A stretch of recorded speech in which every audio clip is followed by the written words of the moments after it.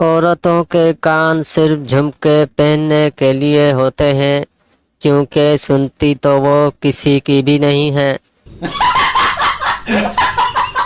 کچھ ماں کی لاڈلیاں اتنی کام چور ہوتی ہیں کہ شلوار بھی اتنی ہی پریس کرتی ہیں جتنی قمیص کے نیچے سے نظر آتی ہے۔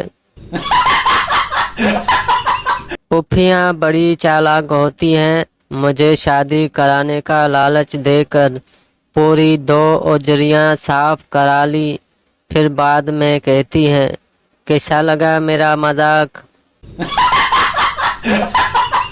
گھر میں اچھے کپڑے پہن کر بیٹھو تو کوئی نہیں آتا، جب بھی فقیروں والی حالت بنائی ہوگی کوئی نہ کوئی مہمان ٹپک پڑے گا۔